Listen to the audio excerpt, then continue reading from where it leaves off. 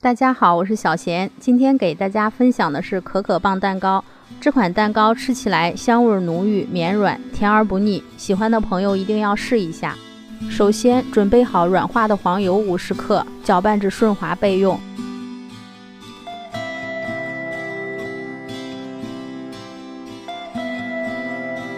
细砂糖150克，鸡蛋2枚，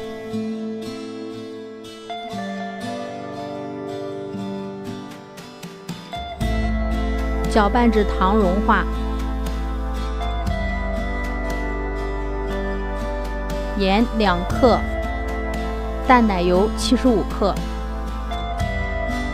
搅拌均匀，筛入低筋面粉135克，泡打粉2克，可可粉15克。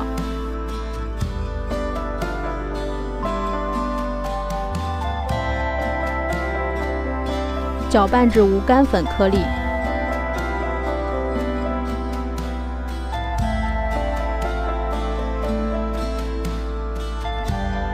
将蛋糕糊倒入黄油中，搅拌均匀。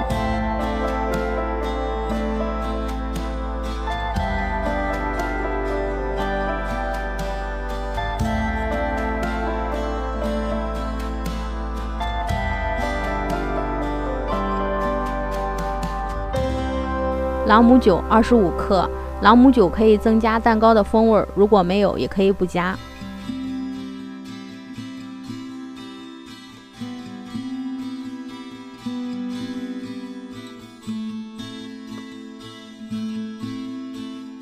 蛋糕糊倒入模具中，轻震几下，震出气泡。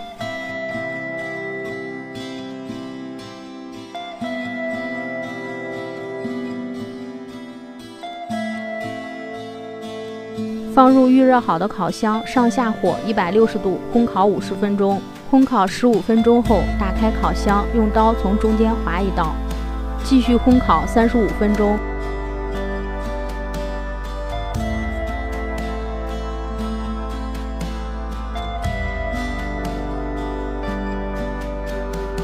将烤好的蛋糕轻震几下，震出热气，放凉后脱模。